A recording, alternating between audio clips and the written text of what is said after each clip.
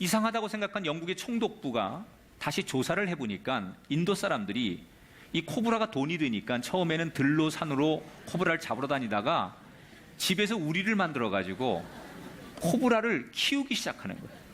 그리고 그 코브라를 가져다가 돈으로 맞바꾸면서 생계를 유지하는 사람들이 늘어나는 거예요. 그러니까 코브라가 점점 많아지는 거죠. 이렇게 해서는 안 되겠다. 그래서 다시 영국의 총독부가 이 정책을 폐지했습니다. 그리고 이제 모든 문제가 끝날 줄 알았습니다. 그런데 몇 년 뒤에 더 큰 문제가 생겼습니다. 코브라 상급을 주는 정책을 폐지하자 코브라가 수십 배로 많아진 거예요. 이유는 이제 더 이상 돈이 되지 않으니까 집에서 우리에 키우던 코브라를 사람들이 전부 다가 바깥에다가 버리기 시작하는 거예요. 그러니까 이 코브라의 개체수가 급격하게 늘어나면서 정말 처음에 의도와는 다르게 너무나 많은 영국 사람들이 이 독사 코브라로 인해서 피해를 당하는 일들이 계속 생기게 되었다는 거죠. 처음에 의도와는 다른 결과를 만들어내는 이러한 일을 심리학에서 코브라 효과라고 부릅니다. 여러분, 우리가 인생을 살다 보면 때때로 이 코브라 효과를 경험할 때가 있어요. 우리는 행복하려고 열심히 일을 했는데 정말 행복해야지, 성공해야지, 그래서 열심히 일했는데 결과는 행복하기 위해서 일을 하는 그 과정 속에서 행복하지 못하고 스트레스를 받거나 병을 얻거나 불행해지는 요인을 만날 때가 있어요. 돈을 벌기 위해 노력했는데 내가 오히려 돈에 묶여 살 때가 있어요. 나는 자식을 위해서 한 일인데 결과는 자식을 망하게 하는 일이 돼버렸어요.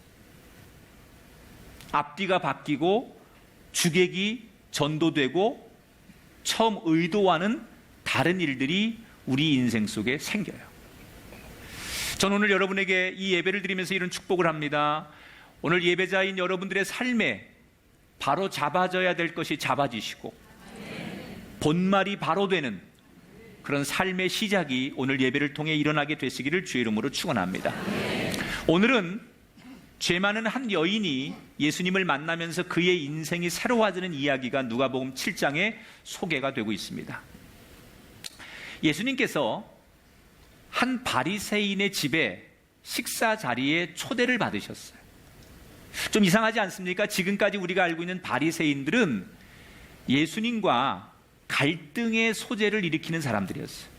이 바리새인들은 그 당시 종교사회, 2000년 전 종교사회에서 자기들이 누구보다도 하나님을 열심히 믿는 사람들이라고 생각하는 거예요.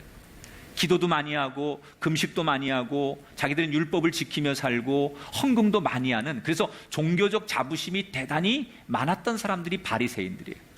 근데 예수님의 눈에는 그런 종교적 행위의 열심은 있지만 그 마음 속에 하나님의 자비와 용서와 사랑, 이런 것이 없는 그들의 겉과 속이 다른 것을 늘 질책하면서 이 바리새인들과 예수님은 늘 곳곳에서 충돌하게 되죠.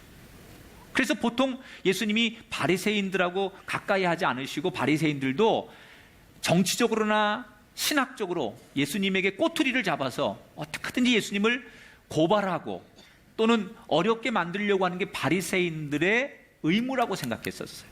그런데 오늘 성경에 보니까 예수님께서 한 바리새인의 식사의 자리에 초대를 받았다. 그런데 거기에 응하셨어요. 왜 그랬을까요? 예수님은 높은 사람이든 낮은 사람이든 가난한 사람이든 부한 사람이든 누구든지 친구가 되기를 원하시지 가려서 따로따로 이렇게 따져가면서 친구를 삼지 않으시겠다. 모든 사람이 나의 친구고 내가 사랑할 사람들은 모든 사람이다. 그게 유대인이든 이방인이든 나는 모든 사람들을 사랑한다라는 의미에서 그 식사 자리에 응하시는 거죠. 자, 이 바리새인이, 예수님을 초대한 바리새인이 오늘 성경에 보니까 이름이 나와요. 시몬이라는 바리새인이에요. 보통 여러분, 우리가 누군가를 식사의 자리에 초대하면 아주 친밀하니까, 그리고 정말 교제를 하기 위해서, 그리고 식사를 초대한 사람을 예우하고 대우하는 게 보통 동서양의 식사의 에티켓이에요. 예수님을 초대했으니까 귀한 손님으로 식사 자리에서 그를 대우하는 게 맞아요.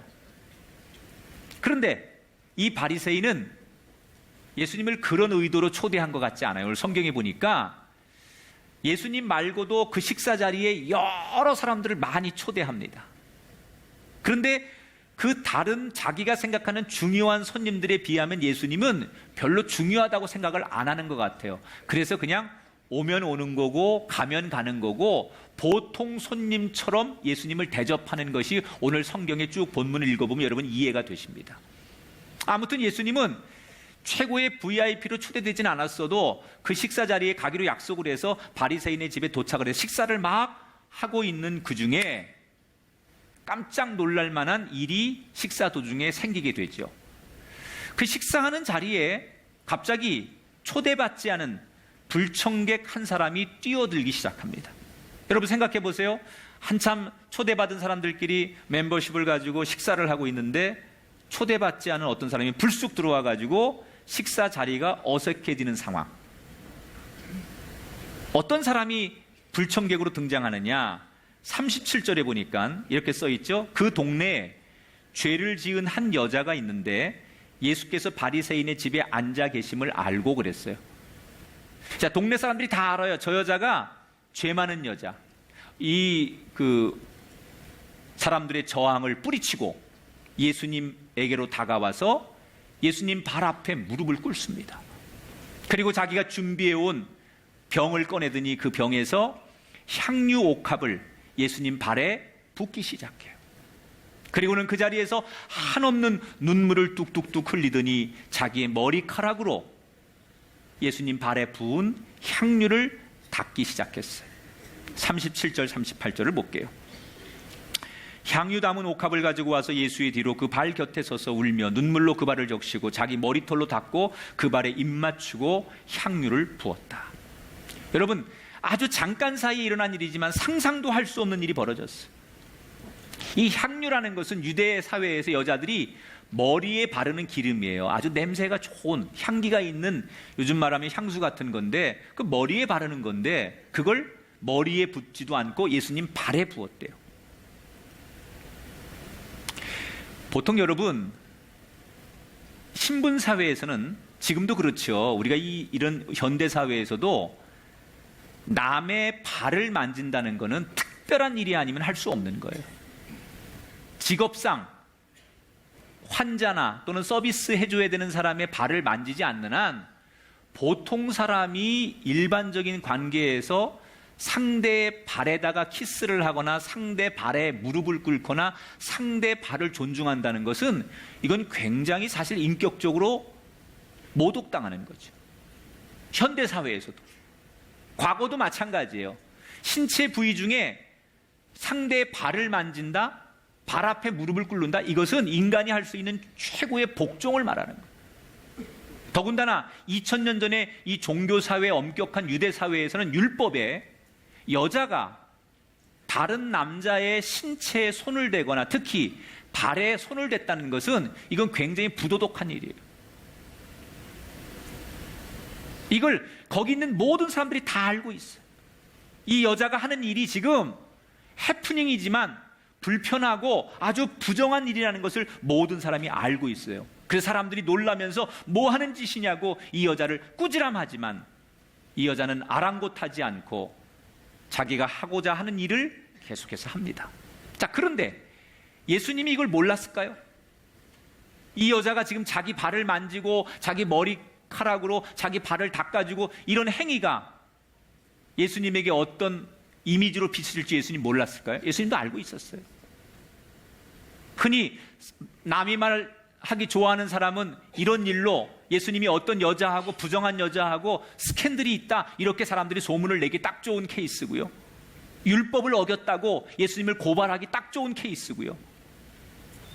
죄 많은 여자를 가까이 하는, 그렇고 그런 사람이라고 끼리끼리 논다고 예수님을 부도덕한 사람으로 몰아갈 수 있는 딱 좋은 상황이에요. 보통 사람은 나한테 불리하면 그 상황을 회피하고 싶어 하죠. 그런데 예수님은 지금 이 여자가 하고 있는 일이 나에게 어떤 결과로 올 걸 알면서도 뭐라고 말씀하느냐? 마가복음 14장 6절에 똑같은 본문이죠. 이렇게 말하시죠. 가만두어라. 너희가 어찌하여 그를 괴롭게 하느냐? 그가 내게 좋은 일을 하였느니라. 이 여자 보고 나가라고 하고 욕하지 말아라. 그냥 두어라. 이렇게 말해요. 그러니까 사람들이 뭐라고 수군거려요? 아니나 달라. 저 예수 세리와 죄인과 그런 사람들하고만 친구야. 그러니까 친구를 보면 그 사람을 아는데 끼리끼리 노는 거야 라고 사람들이 예수를 비난하기 시작해요. 34절에 보니까. 근데 여러분, 예수가 세리와 죄인의 친구로다라고 예수를 그렇게 비판하는 이 얘기가 사실 예수님의 본질이에요. 남들은 예수님을 흉보기 위해서 이 얘기를 하지만 사실 예수님의 복음의 내용을 확실하게 드러내는, 예수님의 정체성을 드러내는 가장 좋은 얘기가 뭐예요? 예수님은 이 땅에 죄인과 세리와 눈물을 흘려야 하는 인생과 남들에게 손가락질을 받고 소외당하는 인생, 초대받지 못한 불청객 같은 인생, 그런 사람들의 친구가 되기 위해 이 땅에 오셨다는 거예요. 여러분, 우리가 한 가지 이 본문을 통해 이런 생각을 한번 해봐야 돼요. 지금 오늘 우리 교회에서 예수님이 만나고 싶어하는 사람이 누굴까? 오늘 우리가 이렇게 수천 명의 예배를 드리고 있는데 예수님이 이 예배에 오셔서 정말 보고 싶어하고 대화하고 싶어하고 만나고 싶은 대상이 누구일까? 많은 사람들은 교회 안에서 교회 중심이 성직자나 거룩한 사람들이라고 생각해요. 정말 그럴까요? 오늘 본문에 보니까 바리새인들은 누구보다도 거룩했어요. 누구보다도 종교적이었어요. 그래서 자기들 정도 돼야만 예수님과 어울릴 수 있는 자격이 있다고 생각했습니다. 그런데 예수님의 생각은 달랐어요. 그 바리새인들, 거룩하다고 여겨지는 그 바리새인들, 정말 수준이 높다고 생각하는 그 종교인들, 그런 사람들을 예수님 만나고 싶었던 게 아니라 이렇게 초대받지 못한 불청객 같은 인생, 버림받고 사람들에게 손가락질 받고 어디에도 서 있을 수 없는 불안정한 불행한 여인, 예수님은 이런 여인을 만나고 싶어 했다는 거예요. 세상은 이런 사람을 부도덕한 여자라고 손가락질하고 죄인이라고 손가락질하지만 예수님은 우리가 손가락질하는 그런 사람의 친구가 되어주고 싶어 하신다는 거예요. 현대 교회가 잊고 있는 게 있어요. 우리 눈에 이 교회에 들어오면 안 되는 불청객이라고 생각하는 그 멸시받는 사람들이 사실은 예수님이 이 교회 안에서 만나고 싶은 사람들이라는 거예요. 우리의 기준으로, 우리의 눈높이로, 우리의 상식으로 저 사람은 나하고 수준이 안 맞아, 우리 교회 정도의 수준이 안 맞는 가난한 사람이고 지위도 없는 사람이고 저 사람 아픈 사람이고 집도 차도 없는 사람들이야. 그래서 저 사람들은 우리와 함께 어울릴 수 있는 수준과 형편이 안 돼 라고 생각하는, 우리가 단정지은 불청객이라고 생각하는 그 사람들. 그런데 예수님은 정작 우리보다 그 사람들을 만나고 싶어 한다는 거예요. 혹시 여러분, 나는 사람에게 환영받지 못해서 상처를 받으셨습니까? 내가 누군가로부터 인정받지 못해서 마음이 아프십니까? 내가 하고 있는 일이 좀 안 돼서 어깨를 펼 수 없고 고개를 들 수 없을 만큼 어려운 처지에 있으십니까? 부끄러워 숨고 싶고 누군가의 눈을 똑바로 쳐다볼 수 없어 땅을 쳐다보고 오늘도 교회를 나와야 하는 형편과 처지에 있으십니까? 기억하십시오. 사람들이 여러분을 외면해도 하나님은, 우리 예수님은 여러분을 만나고 싶어 합니다. 당당하게 사람의 눈은 쳐다보지 못할지라도 눈을 들어 예수님의 눈을 쳐다볼 수 있는 귀한 여러분 되시기를 주의 이름으로 축원합니다. 엄밀히 말하면 오늘 바리새인과 이 죄 많은 여인은 현대 교회의 두 종류의 성도를 표현하고 있다고 생각이 돼요. 사실 이 바리새인은 예수님을 평범한 손님으로 취급했다고 했잖아요. 그게 왜 그런 얘기를 하느냐? 보통 유대 사회에서는 아주 귀한 손님이 오면 주인이 문 앞에 나가서 손님을 맞이합니다. 그리고 제일 먼저 큰 양동이에다가 물을 떠서 손과 발을 씻도록 해요. 자기 하인을 시켜서 그 귀한 손님이 손과 발을 씻고 들어오도록 해요. 그리고 머리에 감람유라는 기름을 주어서 머리에 그것을 바르게 해요. 이게 이제 손님을 맞이하는 예법이에요. 귀한 손님일수록 그렇게 하는 것이 식사 에티켓이에요. 그런데 오늘 바리새인은 예수님에게 물을 떠서 손발을 씻도록 대접하지도 않았고 감람유로 머리에 기름을 바르도록 대접하지도 않았어요. 그 얘기는 무슨 얘기냐? 아마도 추측컨대 많은 사람들이 초대받았는데 거기에는 자기 기준으로 볼 때 예수님보다 자기가 더 존중이 높여야 될 정치인, 기업인, 사회적인 리더십이 있는 사람 또는 종교인, 이런 사람들이 있었던 것 같아요. 그래서 예수님보다는 그런 사람들한테 신경 쓰다 보니까 예수님은 자연스럽게 그런 사람에 비해서 귀한 손님의 명단에서 빠져나가게 되고 예수님을 귀한 손님으로 대접할 수 없었을 거라는 거예요.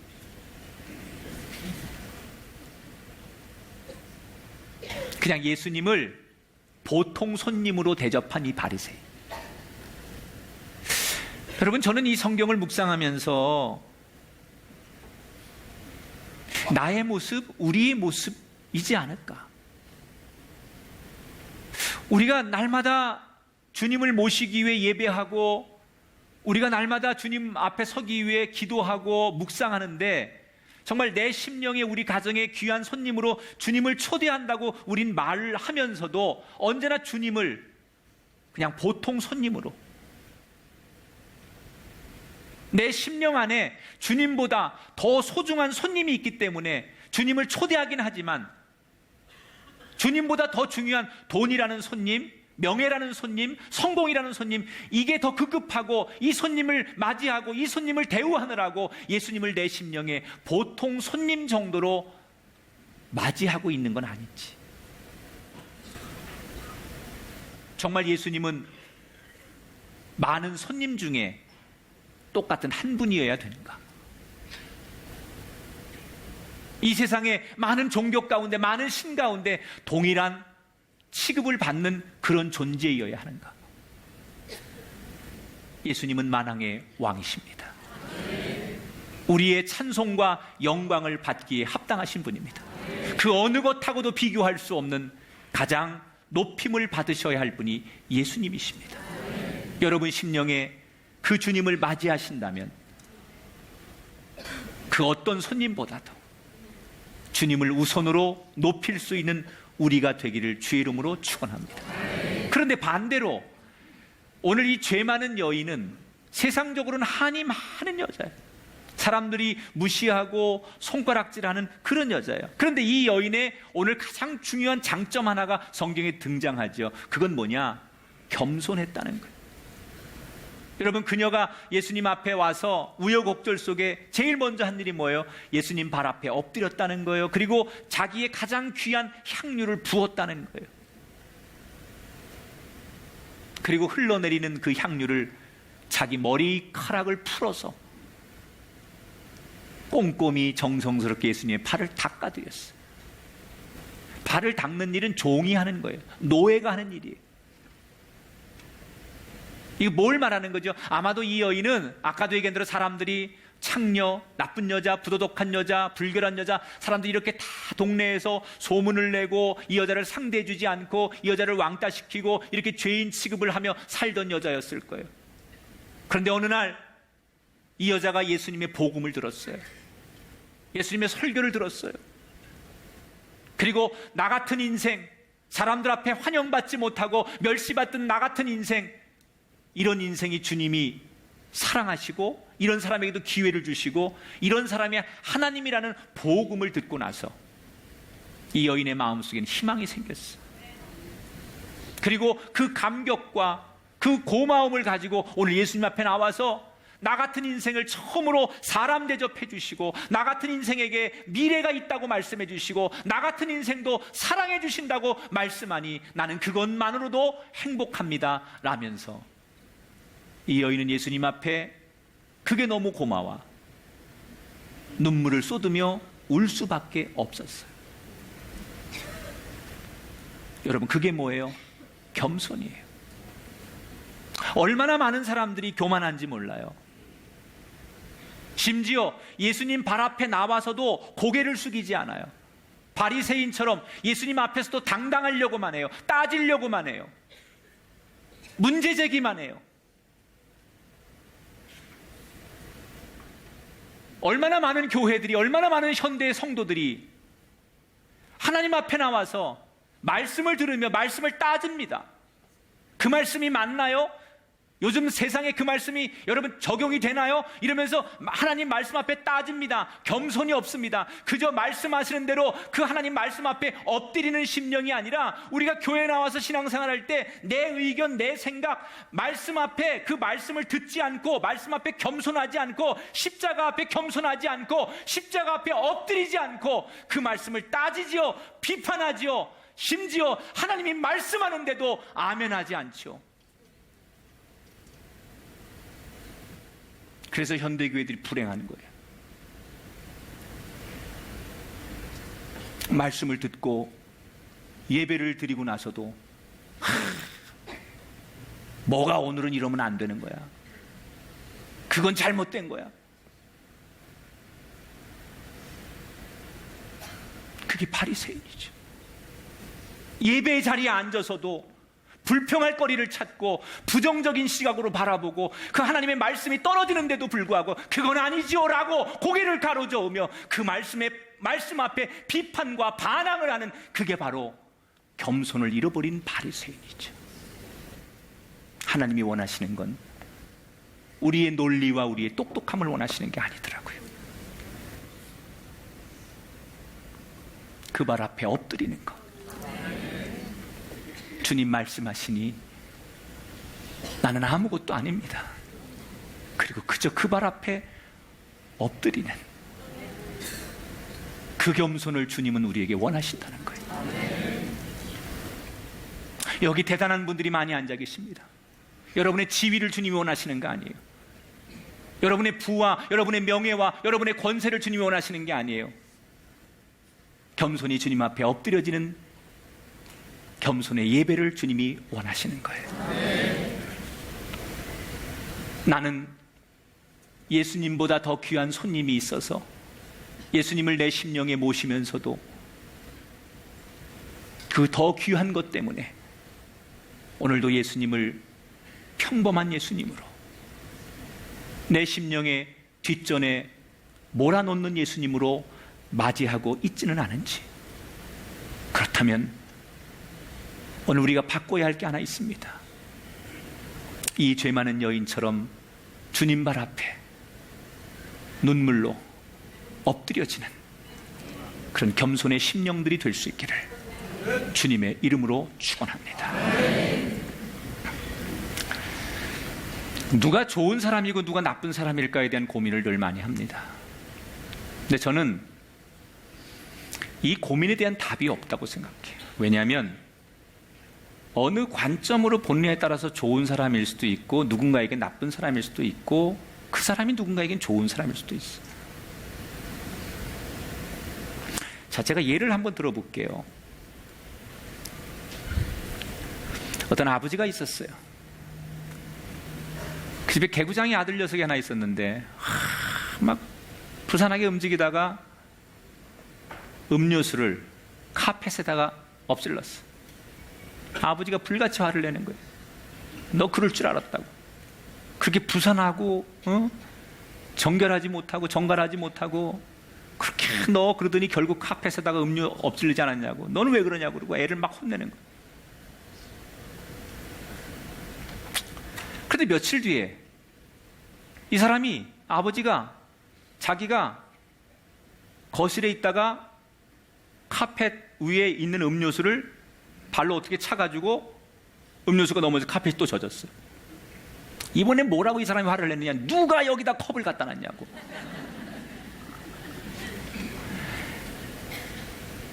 자기가 아닐 때는 다른 사람이 잘못이고 자기가 쏟았을 때도 다른 사람이 잘못이에요.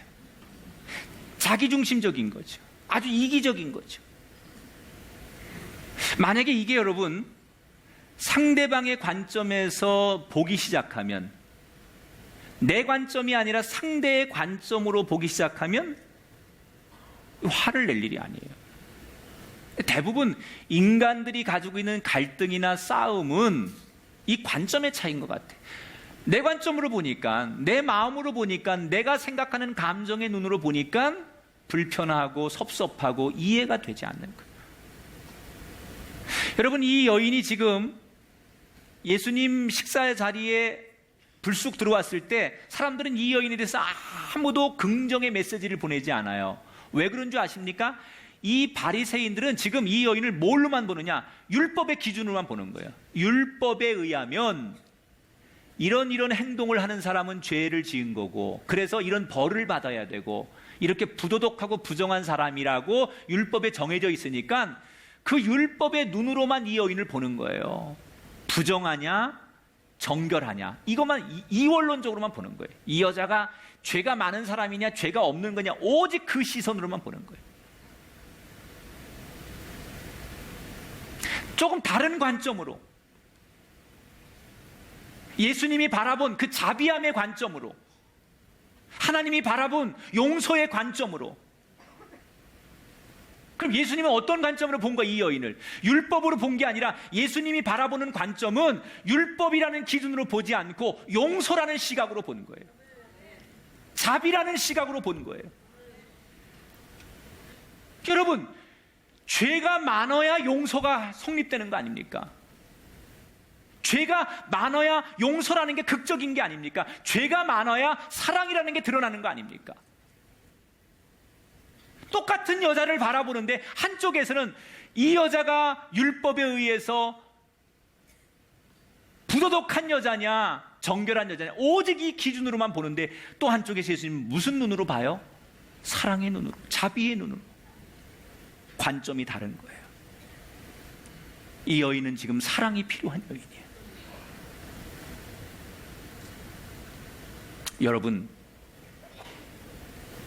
여러분은 지금 세상을 어떤 눈으로 바라보고 계십니까? 여러분 마음에 불편함을 주는 그 사람을 향하여 여러분 어떤 눈으로 바라보고 계십니까? 예수님이 우리에게 오늘 하고자 하는 얘기는, 너도 가서 이와 같이 하라. 율법의 눈으로만, 세상의 잣대로만, 우리가 가지고 있는 윤리의 잣대로만 보지 말고 자비의 눈으로, 사랑의 눈으로, 용서의 관점으로도 보아라. 여러분, 사람에게는 아무리 해결해도 근본이 해결이 안 되면 해결되지 않는 게 많아요. 가장 중요한 문제가 근본이에요. 우리가 사람에게 돈 문제, 건강 문제, 가정 문제 다 중요하지만 그것보다 더 문제의 근본이 있습니다. 사람이 죄에 묶여 있는 거예요. 우리가 죄라고 하는 사슬에 딱 묶여 있어요.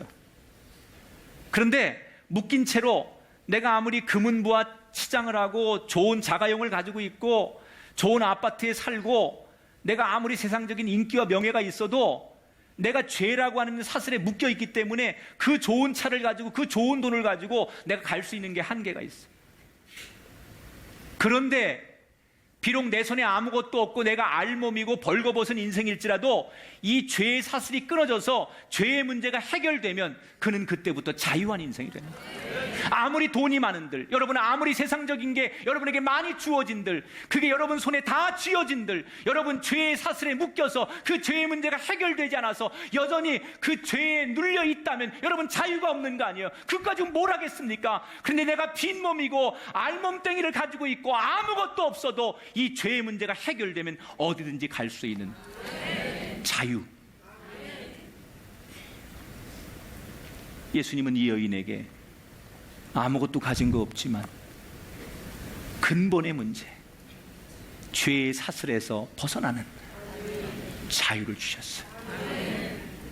여러분, 오늘 우리가 교회 나와서 때로는 하나님 앞에 경제적인 문제를 기도하고 가정과 건강을 위해 우리가 기도할 수 있어요. 나쁜 거 아닙니다. 그러나 여러분이 정말 오늘 받아야 될 최고의 은총은 내가 죄에서 사함받는 거예요. 내가 죄에서 용서받는 거예요. 비록 내가 원하는 만큼 돈과 명예와 건강을 지금 당장 얻지 않았을지라도 오늘 이 예배를 통하여 여러분 삶을 통하여 하나님이 나에게 죄의 사유함을 주셨다면 여러분은 그것으로 감사하고 그것이 기쁨이어야 하고, 내가 내 손에 아무것도 없지만 알몸이지만 이제 나는 자유다, 이제 나는 얻은지 갈 수 있다, 진짜로 나는 행복한 사람이다, 그렇게 걸어가다 보면 돈이 생기고 명예가 생기고 먹을 게 생기는 거지. 아무리 많은 걸 줬어도 근본이 해결되지 않는데 무슨 자유가 있어요? 무슨 기쁨이 있어요? 우리 안에 키우는 동물과 뭐가 달라요? 하늘을 나는 새처럼, 바다를 마음껏 헤엄치는 물고기처럼 죄에서 자유함을 얻는 것, 그것이 은혜입니다. 그것이 우리가 예수 믿는 은혜입니다. 그것이 우리가 교회 다니는 은혜입니다. 예수님은 이 여인에게 이 기쁨을 준 거예요. 만약에 그 여인에게 그 자리에서 잠시 한 번의 이벤트로 위로를 주었다면 그녀는 결코 성경에 남지 않았을 거예요. 그 자리에서 한번 좋다, 여러분 우리가 멋진 식사 자리에 가서 분위기 있는 데서 저녁 한 끼 먹으면 그때는 힐링이 됩니다. 어디 여행 가서 며칠 쉬면 그때는 힐링이 됩니다. 누군가 좋은 사람하고 영화를 보거나 운동을 하면 그때는 힐링이 됩니다. 그러나 그건 한 번의 이벤트입니다. 근본적인 치유는 자유함이에요.